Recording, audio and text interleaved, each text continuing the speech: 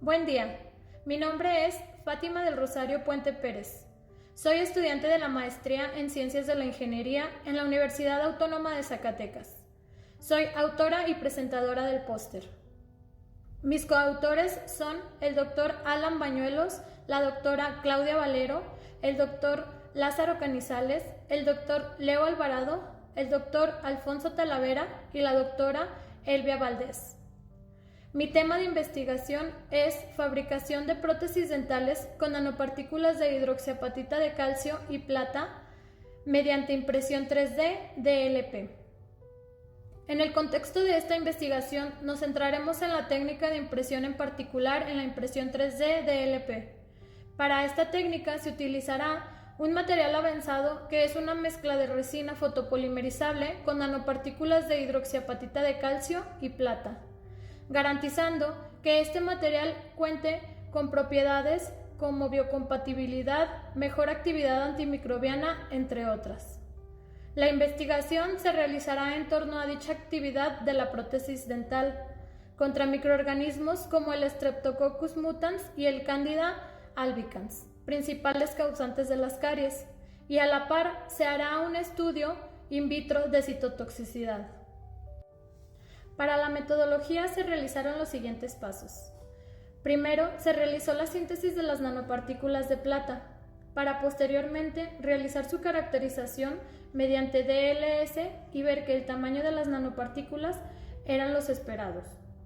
Una vez obtenidos estos resultados, se realizó la mezcla de nanopartículas de plata con nanopartículas de hidroxiapatita.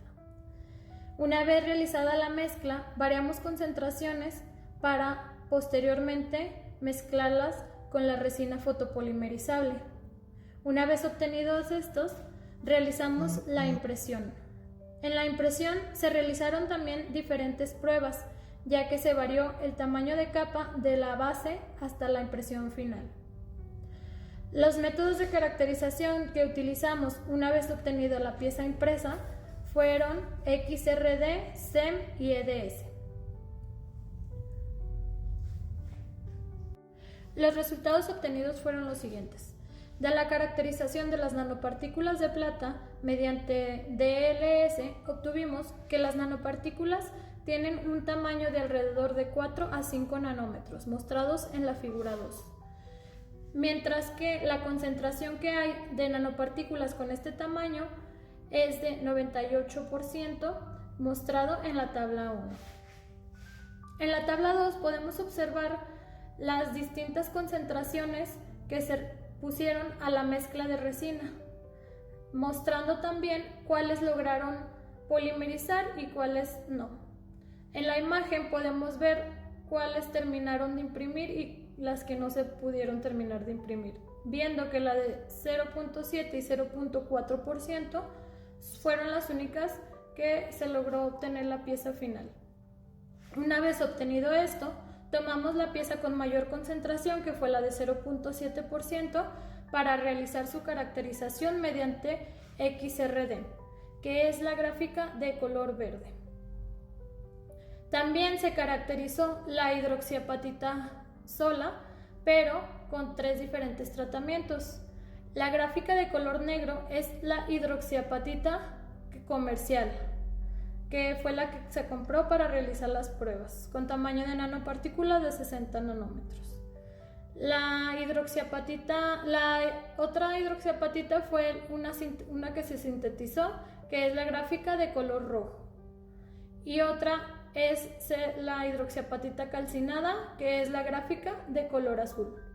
Como podemos ver, los picos de dichas gráficas coinciden con el estándar de la hidroxiapatita que se muestra abajo, lo cual nos dice que sí hay presencia de este material. Los picos se pueden ver que los de la hidroxiapatita calcinada son más altos, y ya que esto quiere decir que su fase cristalina es más estable, pero no utilizamos la hidroxiapatita calcinada, ya que debido a su fácil sinterización, el tamaño de nanopartícula aumentó. Como trabajo futuro, se plantea realizar pruebas antimicrobianas contra el S. mutans y el C. albicans, así como pruebas de citotoxicidad.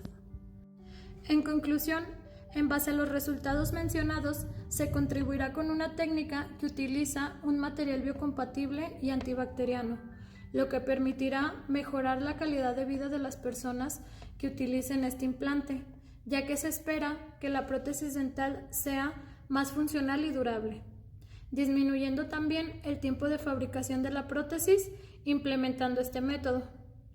Las propiedades claves de este implante podrán garantizar tener una mejor relación costo-beneficio. Gracias por su atención.